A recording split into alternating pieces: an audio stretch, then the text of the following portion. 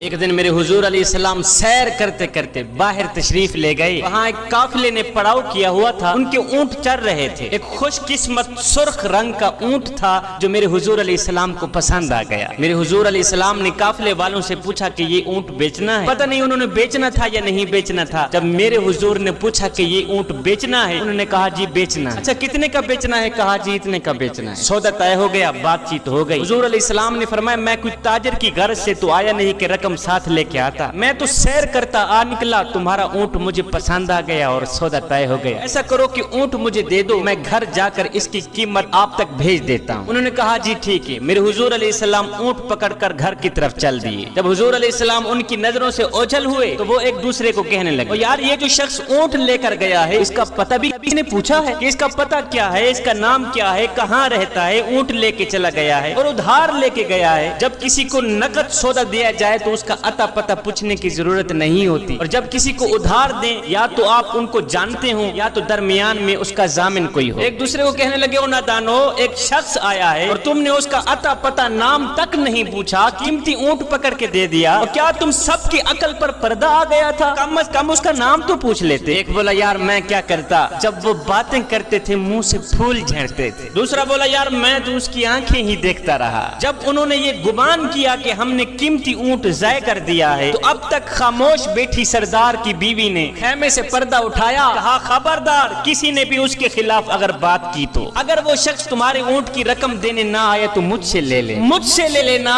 میں اس شخص کی ضامنہ ہوں. انہوں نے کہا اچھا تو اسے جانتی ہے؟ کہا نہیں میں بھی نہیں جانتی. کہا جب جانتی ہی نہیں پھر ضمانت کیسے دے دی؟ کہا جب تم سودا کر رہے تھے تو میں خیمے کے اندر سے دیکھ رہی تھی کہ جس کا چہرہ اتنا خوبصورت ہو وہ جھوٹ بولتا ہی نہیں, وہ دھوکہ دے ہی نہیں سکتا. ابھی تمہارے پیسے آنے والے ہیں. تھوڑی دیر گزری ہی تھی کہ میرے حضور علیہ السلام کے غلام آ گئے پیسے لے کے. کہنے لگے کون ہیں وہ لوگ جس سے ہمارے آقا نے اونٹ خریدا ہے؟ کہا جی ہم لوگ ہیں. صحابہ نے کہا یہ لو تمہارے اونٹ کی رقم, یہ لو تمہارے اونٹ کی قیمت.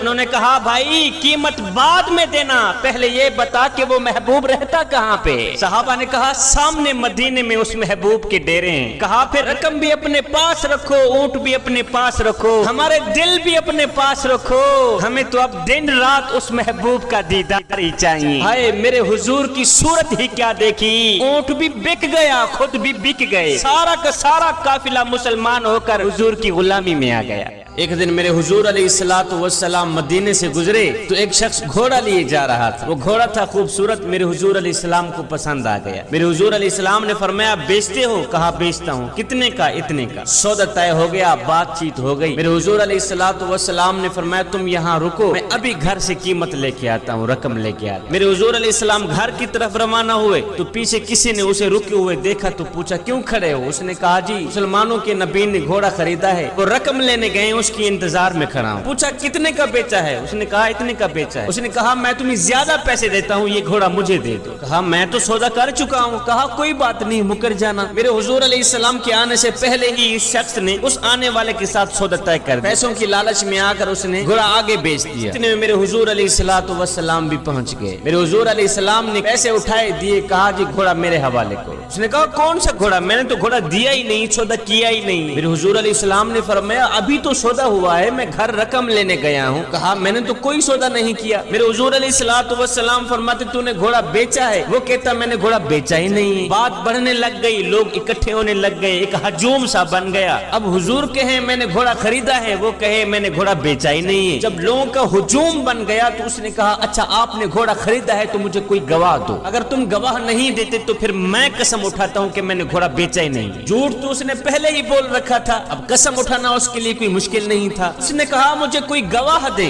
اب بھری بزم تھی, ہجوم تھا لوگوں کا, اس نے گواہ مانگ لیا ہے, لہذا اس وقت کوئی دیکھنے والا بھی نہیں تھا. جب سودا طے ہو رہا تھا کوئی دیکھنے والا ہی نہیں تھا, کوئی شخص وہاں موجود بھی نہیں تھا. قبل اس کے کہ کوئی دیر گزرتی اتنے میں حضرت خزیمہ رضی اللہ تعالیٰ عنہ دوڑتے ہوئے آئے. کہا میں گواہی دیتا ہوں, جتنے میں میرے حضور نے بتایا ہے اتنے میں ہی سودا ہوا ہے. میں گواہی دیتا ہوں, میں اس چیز کا گواہ ہوں, میرے حضور نے گھوڑا خریدا ہے اور پیسوں کی لالچ میں آ کر یہ شخص مکر گیا. میں گواہی دیتا ہوں جتنے میں میرے حضور علیہ السلام نے بتایا ہے اتنے میں ہی سودا ہوا ہے. اس نے کہا پھر ٹھیک ہے, مجھے پیسے مل گئے ہیں, میرا مطالبہ پورا ہو گیا ہے, لہٰذا یہ لو گھوڑا جاؤ. جب لوگ ہٹنے لگے، جب میرے حضور علیہ السلام چلنے لگے، تو میرے حضور علیہ السلام نے حضرت خزیمہ رضی اللہ تعالی عنہ کو اشارے سے قریب کیا، فرمایا خزیمہ ایک بات تو بتاؤ۔ کہا جی حضور۔ فرمایا تم موقع پر موجود تو نہیں تھے، پھر گواہی کیسے دے دی؟ اور جب آپ نے دیکھا ہی نہیں تھا پھر گواہی کیسے دے دی؟ یہ سن کر حضرت خزیمہ میرے نبی کے قدم چومتے ہوئے عرض گزار ہوئے، حضور یہ گھوڑا کیا ہے؟ آپ کے کہنے پر تو ہم نے رب کی گواہی دے دی۔ جوانو، کیا تمہیں معلوم ہے کہ شیطان نے اللہ سے کیا مانگا تھا؟ اس نے کہا تھا اے اللہ مجھے قیامت تک کی مہلت دے، میں تیرے بندوں کو گمراہ کروں گا، میں انہیں نماز سے روکوں گا، میں انہیں دنیا کی محبت میں ایسا مشغول کر دوں گا، ایسا مشغول کر دوں گا کہ وہ تجھے ہمیشہ کے لیے بھول جائیں گے، ہمیشہ کے لیے بھول جائیں گے۔ آج دیکھو شیطان کا وار کامیاب ہو چکا ہے، بڑے ہی افسوس کے ساتھ کہنا پڑ رہا ہے شیطان کا وار کامیاب ہو چکا ہے۔ آج لوگ نماز کو چھوڑ کر دنیاوی کاموں میں ایسے مشغول ہو گئے، ایسے مشغول ہو گئے جیسے ان کا کوئی خدا ہی نہیں۔ کوئی مال کمانے کے چکر میں نماز بھول گیا، کوئی دنیا سنوارنے کے چکر میں قبر کو بھول گیا، کوئی دولت کے پیچھے بھاگتے بھاگتے ماں باپ کو بھول گیا، کوئی عیش و عشرت میں گم ہو کر آخرت کو بھول گیا، اور کوئی زندگی کی دوڑ میں ایسا مگن ہوا، ایسا مگن ہوا کہ موت کے فرشتے کی قدموں کی آہٹ تک نہ سن سکا۔ جب آنکھیں بند ہوں گی، جب ہاتھ خالی ہوں گے، جب زبان گنگی ہو جائے گی، جب کفن میں لپٹے بے بس پڑے ہوں گے، تب جا کر پتہ چلے گا کہ یہ مال، یہ دنیا، یہ عیش و عشرت سب دھوکہ تھا، سب فریب تھا۔ اصل کامیابی تو وہی تھی جسے ہم نے اپنے ہاتھوں سے کھو دیا تھا۔ آج کوئی نیند کی محبت میں سجدہ ترک کر رہا ہے، کوئی کھیل کود میں ایسا مشغول ہے کہ اسے نماز کی فکر ہی نہیں رہی۔ کیا تم جانتے ہو کہ شیطان کے سب سے زیادہ قریب کون ہوتا ہے؟ وہ شخص جو نماز چھوڑ دیتا ہے وہ شیطان کے سب سے زیادہ قریب ہوتا ہے۔ وہ شخص جو اللہ کو بھول بیٹھا، جو دنیا کی رنگینیوں میں ایسا کھویا کہ رب کے سجدے بھی بھول گیا، جو اپنی خواہشوں کے پیچھے ایسا بھاگا کہ اپنے پیدا کرنے والے رب کو بھی پیچھے چھوڑ دیا۔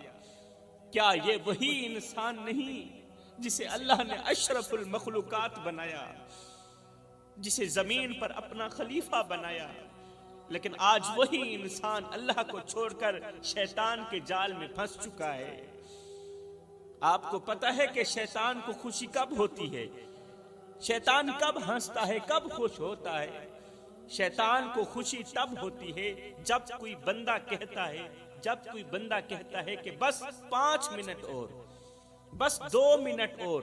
جب کوئی بندہ کہتا ہے نا کہ بس 5 منٹ اور، جب کوئی بندہ دنیا کے کاموں میں ایسا الجھتا ہے کہ مسجد کی طرف دیکھنے کا وقت بھی نہیں ملتا، دنیا کے کاموں میں اس طرح مصروف ہوتا ہے کہ اللہ کے حضور جھکنے کا بھی وقت نہیں ملتا ہے، جب کوئی بندہ حرام میں لت پت ہو کر توبہ کے دروازے اپنے ہاتھوں سے بند کر دیتا ہے نا، تب شیطان بہت زیادہ خوش ہوتا ہے۔ یاد رکھو میرے بھائیوں، شیطان کا سب سے بڑا مقصد یہی ہے کہ تمہیں اللہ سے دور کر دے،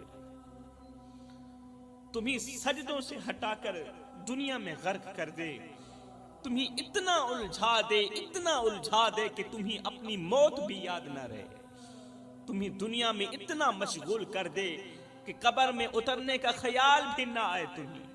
لیکن اے غافل انسان، ابھی وقت ہے، پلٹ آ، اللہ کی رحمت تیری منتظر ہے۔ تیرے گناہ چاہے پہاڑوں سے بھی بڑے کیوں نہ ہوں، اگر آج رو کر تڑپ کر اللہ سے معافی مانگ لے تو وہ اللہ معاف کر دے گا، اللہ معاف کر دے گا۔ لیکن اگر تم نے اسی غفلت میں زندگی گزار دی، اسی اندھیرے میں اگر تم نے اپنی زندگی برباد کر دی، تو یاد رکھ قبر میں تنہا ہوگے، نہ دولت ساتھ جائے گی، نہ عہدے، نہ شہرت، نہ دوست، نہ رشتہ دار۔ وہاں اگر کوئی چیز تمہارے ساتھ ہوگی تو وہ تمہارے وہی اعمال ہوں گے جنہیں آج تم نے ٹھکرا دیا، وہی برے اعمال ہوں گے۔ صاحب نہ کفن میں جیب ہے، نہ قبر میں الماری ہے، اور کمال کی بات تو یہ ہے کہ موت کا فرشتہ رشوت بھی نہیں لیتا۔ کہتے ہیں کہ ایک نیک شخص تھا، اللہ والا تھا، متقی پرہیزگار تھا، جس نے پوری زندگی عبادت میں گزاری۔ اس کا دل مسجد میں لگتا، راتوں کو جاگ جاگ کر عبادت کرتا، ہر وقت اس کی زبان پر اللہ کا ذکر رہتا۔ لوگ اسے ولی اللہ سمجھتے تھے، اس کے کردار کی مثالیں دیتے تھے، اس سے نصیحتیں لیتے تھے، اور اس کے قریب بیٹھ کر دلوں کا سکون پاتے تھے لوگ۔ لیکن وہ نیک شخص جب مرا تو قبر میں ایک ہولناک منظر اس کا انتظار کر رہا تھا۔ جب وہ مرا، فرشتے اس کے پاس آئے، فرشتوں نے سوال کیے، لیکن جیسے ہی اعمال کا وزن کیا گیا، ترازو جھکنے کے بجائے ہلکا ہو گیا۔ نیک اعمال کا ترازو جھکنے کے بجائے، بھاری ہونے کے بجائے بالکل ہلکا ہو گیا۔ حیرت سے اس نیک شخص نے فرشتوں سے پوچھا، میں نے تو زندگی بھر اللہ کی عبادت کی، یا اللہ سے مخاطب ہو کر اس نے کہا، اللہ میں نے تو زندگی بھر تیری عبادت کی، ہر وقت نماز پڑھتا رہا، ہر دن روزہ رکھتا، دن کو روزہ رکھتا، پوری رات میں قیام کرتا، رکوع سجود کرتا۔ جب ساری دنیا سوئی ہوئی ہوتی تھی تہجد کے وقت، اس وقت ایک میں ہی تھا جو اٹھ کر وضو کرتا ٹھنڈے پانی کے ساتھ، اور میں تیرے حضور جھکتا تھا۔ اللہ ہر دن روزہ رکھتا، زکوٰۃ دیتا، صدقہ کرتا، لوگوں کو نیکی کی دعوت دیتا رہا، پھر کیوں میری نجات نہیں ہوئی؟ پھر کیوں میری بخشش نہیں ہوئی؟ پھر کیوں میرے نیک اعمال کا ترازو ہلکا ہو گیا؟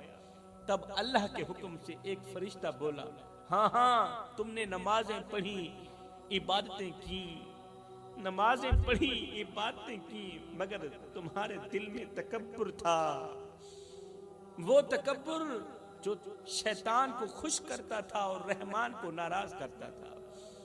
تمہیں اپنی نیکیوں پر غرور تھا نا، تم لوگوں کو کم تر سمجھتے، انہیں حقیر جانتے تھے، اپنے علم اور عبادت پر فخر کرتے تھے، خود کو دوسروں سے افضل سمجھتے تھے اور دوسروں کو خود سے کم تر سمجھتے تھے، اور اپنے سجدوں کو دوسروں سے بہتر سمجھتے تھے۔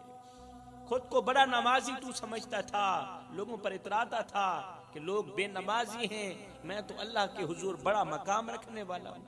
تمہارے اندر عاجزی نہیں تھی، تمہارے اندر تکبر تھا، تمہاری نیکیوں میں خلوص نہ تھا، تم عبادت رب کے لیے نہیں بلکہ اپنی تعریف کے لیے کرتے تھے کہ لوگ تجھے اچھا کہیں، لوگ تجھے متقی پرہیزگار کہیں۔ بس تو نے اس لیے عبادت کی کہ لوگ تجھے متقی کہیں، اچھا انسان کہیں۔ لوگوں نے اچھا کہہ دیا۔ جو شخص اپنی نیکیوں پر تکبر کرے اس کے سجدے آسمان تک نہیں پہنچتے میرے بھائیوں۔ پھر کیا ہوا؟ یہ سنتے ہی وہ شخص تڑپ اٹھا، رو رو کر معافیاں مانگنے لگا، لیکن وقت ختم ہو چکا تھا، دروازے بند ہو چکے تھے اور اب واپسی کا کوئی راستہ باقی نہیں تھا۔ میرے محترم بھائیوں، یہ حکایت ہمیں سکھاتی ہے کہ نیکی صرف ظاہری عمل کا نام نہیں بلکہ اصل نیکی وہ ہے جو خالص اللہ کے لیے ہو۔ اگر ہم عبادت تو کریں لیکن دل میں تکبر ہو، اگر ہم نمازیں تو پڑھیں لیکن دوسروں کو حقیر سمجھیں، اگر ہم زکوٰۃ تو دیں لیکن احسان جتائیں، اگر ہم دین کی بات کریں لیکن خود کو دوسروں سے بہتر سمجھیں، تو یاد رکھو یہ نیکیاں اللہ کے ہاں قابل قبول نہیں، کیونکہ اللہ کو عاجزی پسند ہے، غرور پسند نہیں ہے اللہ کو۔ آج کی نسل کے لیے سب سے بڑا خطرہ یہ ہے کہ وہ دین کو اپنی خواہشوں کے تابع کرنا چاہتے ہیں۔ آج کل میری قوم کے نوجوان سب سے بڑا خطرہ یہ ہے کہ وہ دین کو اپنی خواہشوں کے تابع کرنا چاہتے ہیں۔ وہ نماز بھی پڑھنا چاہتے ہیں لیکن گناہوں کو بھی نہیں چھوڑنا چاہتے، گناہ ان کی مجبوری بن گئے۔ وہ دین کا نام بھی لینا چاہتے ہیں لیکن دل میں غرور بھی رکھنا چاہتے ہیں۔ وہ چاہتے ہیں کہ دنیا بھی ان کی ہو اور آخرت بھی ان کی ہو، لیکن یاد رکھو دنیا اور دین ایک ساتھ ہرگز نہیں چل سکتے۔ اگر نیت خالص ہو، میرا اللہ فرماتا ہے یا ایھا الذین آمنوا ادخلوا فی السلم کافہ، اے ایمان والو پورے کے پورے اسلام میں داخل ہو جاؤ، مکمل طور پر اسلام میں داخل ہو جاؤ، یعنی کہ آدھے تتر اور آدھے بٹیر بن کرنا، آدھے تتر اور آدھے بٹیر بن کرنا۔ اگر کردار یہی ہوا تو پھر مثال وہی ہوگی نا کہ دھوبی کا کتا نہ گھر کا نہ گھاٹ کا۔ میرے محترم بھائیو، اگر چاہتے ہو کہ تمہاری نیکیاں قبول ہوں، خدا را عاجزی اختیار کرو، تکبر چھوڑ دو، دوسروں کو حقیر سمجھنا چھوڑ دو، بس اپنی عبادتوں پر غور کرو، غرور مت کرو، اپنی عبادتوں پر غور کرو، غرور مت کرو، کیونکہ اگر تمہارے اندر عاجزی نہ ہوئی، انکساری نہ ہوئی، تو تمہاری نیکیاں ایک رائی کے دانے کے برابر بھی وزن نہیں رکھیں گی۔ یاد رکھو، شیطان بھی بڑا عبادت گزار تھا، لیکن اس کا تکبر اسے ہلاک کر گیا۔ جب شیطان بنا تو اس نے اپنے رب سے مہلت مانگی، وہ جانتا تھا کہ اس کا ٹھکانہ جہنم ہے۔ شیطان کو بھی یقین تھا، وہ جانتا تھا کہ اس کا ٹھکانہ جہنم ہے، مگر اس نے اللہ سے قیامت تک کی زندگی مانگ لی، قیامت تک کی زندگی مانگ لی، اتنی لمبی زندگی مانگ لی تاکہ وہ انسانوں کو بہکانے کا مشن مکمل کر سکے۔ شیطان نے کہا مجھے قیامت تک کی مہلت دے، میں تیرے بندوں کو راہ راست سے ہٹا دوں گا، انہیں دنیا کے فریب میں ایسا الجھا دوں گا کہ یہ تیرے سجدے چھوڑ دیں گے، تیرے گھر کو دیکھنا بھی گوارا نہیں کریں گے، تیرے ذکر سے غافل ہو جائیں گے، تیرے بندوں کے دلوں میں تکبر بھر دوں گا، انہی حرام میں مزہ محسوس ہوگا، لطف آئے گا، ان کی آنکھیں نامحرموں پر جم جائیں گی، ان کے دل دنیا کی محبت میں اتنے مست ہو جائیں گے، اتنے مست ہو جائیں گے کہ قبر کا خوف ان کے ذہن سے مٹ جائے گا۔ میں انہیں اتنا گمراہ کر دوں گا، اتنا گمراہ کر دوں گا کہ وہ گناہ کرتے ہوئے ندامت بھی محسوس نہیں کریں گے، گناہ کرتے ہوئے شرمندگی بھی محسوس نہیں کریں گے، اور میں ان کے اندر توبہ کو اتنا مشکل کر دوں گا کہ وہ اپنی آخری سانس تک میرے جال میں پھنستے چلے جائیں گے، آخری سانس تک میرے جال میں پھنستے چلے جائیں گے۔ پھر اللہ نے کیا کہا، سنیے، غور سے سنیے۔ اللہ نے فرمایا جا، تجھے مہلت دی، اے شیطان میں نے تجھے مہلت دی، مگر یاد رکھ میرے نیک بندے تیرے بالکل بھی قریب نہیں آئیں گے، میرے نیک بندے تیرے فریب میں نہیں آئیں، جو مجھ سے جڑ جائیں گے نا میں انہیں تیرے شر سے ہمیشہ کے لیے محفوظ رکھوں گا، جو مجھ سے جڑ جائیں گے، جو میرے ہوں گے نا وہ تیرے فریب میں آ ہی نہیں سکتے۔ اور آج دیکھ لو، شیطان اپنا وعدہ پورا کر رہا ہے، اور ہر انسان کے ساتھ ہے شیطان، کھلا دشمن ہے شیطان، ہر دل میں وسوسے ڈال رہا ہے، ہر نفس میں خواہشیں پیدا کر رہا ہے، ہر آنکھ کو دنیا کے حسن میں الجھا رہا ہے، ہر جوان کو نفس کے بہاؤ میں گرا رہا ہے۔ اے انسان، کیا تمہیں لگتا ہے کہ شیطان تیرا خیر خواہ ہے؟ ارے وہ تو خود جہنم میں جانے والا ہے۔ یاد رکھ، وہ ہر حال میں تمہیں اپنے ساتھ لے جانا چاہتا ہے، شیطان ہر حال میں تجھے اپنے ساتھ جہنم میں لے جانا چاہتا ہے۔ وہ چاہتا ہے کہ تمہارے پاس دولت ہو مگر سکون نہ ہو، سکون کا ایک لمحہ بھی تمہیں میسر نہ ہو، تمہارے پاس وقت ہو مگر عبادت نہ ہو، تمہارے پاس زندگی ہو مگر تمہیں قبر کی فکر بالکل بھی نہ ہو، تمہارے پاس علم ہو مگر تمہیں ہدایت نصیب نہ ہو، وہ تمہیں روز گناہوں کی طرف دھکیلتا ہے اور تم مزے سے اس کے فریب میں آ جاتے ہو۔ مگر یاد رکھو، وقت بہت کم ہے، اگر آج تم نے اپنی آنکھیں نہ کھولی، خود کو نہ بدلا، اگر آج تم نے خود کو نہ بدلا تو ایک دن تمہاری آنکھیں قبر میں جا کھلیں گی، اور تب تمہاری چیخیں نکل رہی ہوں گی، چیخیں نکل رہی ہوں گی، مگر سننے والا کوئی نہیں ہوگا۔ شیطان تمہیں آخری لمحے تک کہتا رہے گا کہ ابھی وقت ہے، ابھی وقت ہے، مگر یاد رکھو میری قوم کے نوجوانوں، موت کا کوئی وقت مقرر نہیں، یہ شیطان کا بہکاوا ہے کہ ابھی بہت وقت پڑا ہے، موت کا کوئی وقت مقرر نہیں، اگلی سانس بھی ملے گی یا نہیں تمہیں خود نہیں معلوم، پلٹ آؤ پلٹ آؤ پلٹ آؤ اللہ کی طرف، اللہ کی رحمت تمہاری منتظر ہے۔ سجدے میں گر کر رونے کا وقت ہے ابھی، اس سے پہلے کہ وہ لمحہ آ جائے جب تمہاری چیخیں بھی بے فائدہ ہو جائیں۔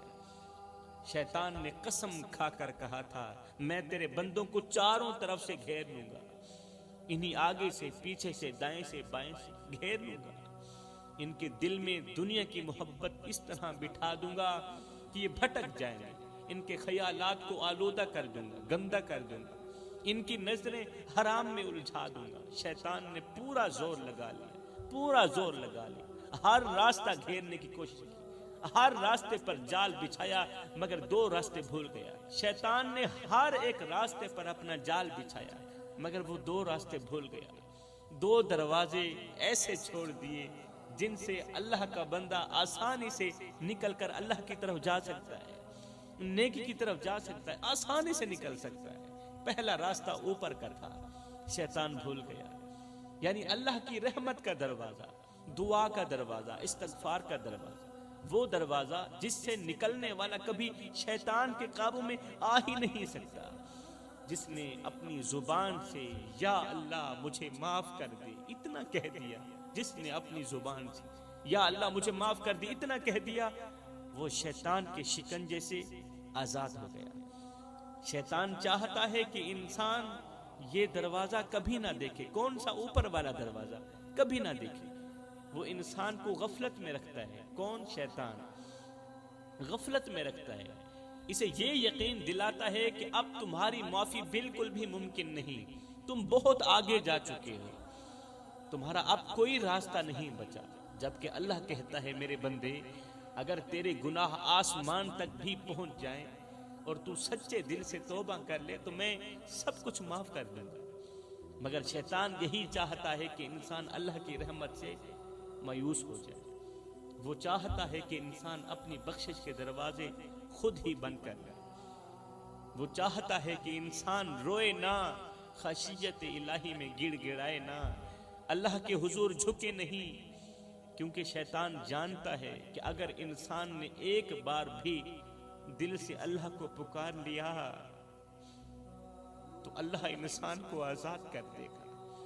اگر انسان نے ایک بار بھی سچے دل سے اللہ کو پکار لیا تو انسان بچ جائے گا اور اللہ کی پناہ میں آ جائے گا، اور پھر شیطان کی تمام چالیں ناکام ہو جائیں گی۔ پہلا راستہ تو اوپر والا ہو گیا، اب دوسرا راستہ نیچے کا تھا، یعنی سجدے کا راستہ۔ شیطان نے انسان کو چاروں طرف سے گھیرنے کا دعویٰ کیا مگر وہ نیچے جھکنے والے کو قابو نہ کر سکا۔ جو بندہ سچے دل سے اللہ کے سامنے جھک جاتا ہے، سجدہ کرتا ہے، جو اپنا ماتھا 4 انچ کی پیشانی اللہ کے حضور ٹیک دیتا ہے، جو اپنی پیشانی زمین پر رکھ کر روتا ہے، گڑ گڑاتا ہے، جو سجدے میں اللہ سے مانگ لیتا ہے نا، اللہ سے مانگتا ہے نا، وہ شیطان کے شکنجے سے ہمیشہ کے لیے نکل جاتا ہے، کیونکہ شیطان خود اسی سجدے کی وجہ سے مردود ہوا تھا۔ وہ ایک سجدہ نہ کر سکا اور ہمیشہ کے لیے بھٹکا گیا، ہمیشہ کے لیے لعنت کا توپ اس کے گلے میں ڈالا گیا، اور جو سجدہ کر لیتا ہے وہ اللہ کی رحمت میں ہمیشہ کے لیے داخل ہو جاتا ہے۔ یہی وجہ ہے کہ شیطان انسان کو سجدے سے روکتا ہے، اسے نماز میں غفلت دلاتا ہے۔ کیوں؟ جب میں نے نہیں پڑھی، شیطان کہتا ہے جب میں نے سجدہ نہیں کیا تو پھر انسان کو کیوں کرنے دوں؟ اس کے دل میں وسوسے ڈالتا ہے، اس کے ذہن میں ہزاروں خیالات لا کر اسے سجدے سے اٹھنے پر مجبور کر دیتا ہے، سجدہ نہ کرنے پر مجبور کر دیتا ہے، کیونکہ وہ جانتا ہے کہ اگر انسان نے ایک بار بھی سچے دل سے سجدہ کر لیا تو وہ اللہ کے قریب ہو جائے گا اور شیطان کی جال سے نکل جائے گا۔ اے میری قوم کے نوجوانوں، اگر تم چاہتے ہو کہ شیطان تمہیں قابو نہ کر سکے، اگر تم چاہتے ہو کہ شیطان تمہیں چاروں طرف سے نہ جکڑے، اگر تم چاہتے ہو کہ اس کا وار تم پر نہ چلے، شیطان کا وار تم پر نہ چلے، تو ان 2 راستوں کو تھام لو، ایک اوپر والا راستہ اور ایک نیچے والا راستہ۔ ان دو راستوں کو تھام لو، اپنے رب کو پکارو، دعا مانگو، استغفار کرو، توبہ کرو اور سجدے میں گر کر رو لو، کیونکہ شیطان صرف ان پر کامیاب ہوتا ہے جو اللہ کی رحمت کو بھول جاتے ہیں، ان پر کامیاب نہیں ہوتا جو نماز پڑھتے ہیں، سجدے کرتے ہیں، استغفار کرتے ہیں۔ شیطان کا وار ان پر کامیاب نہیں ہوتا، جو سجدہ چھوڑ دیتے ہیں، جو دعا کو ترک کر دیتے ہیں، جو استغفار کو معمولی سمجھتے ہیں، ان پر شیطان کا وار کامیاب ہو جاتا ہے۔ شیطان کی سب سے بڑی خواہش یہ ہے کہ تم اللہ کی رحمت سے مایوس ہو جاؤ، ہمیشہ کے لیے مایوس ہو جاؤ۔ شیطان کی سب سے بڑی خواہش بھی یہی ہے۔ اور آج اللہ ماشاء اللہ ہر کسی کی بات تو نہیں کر رہا، 100 میں سے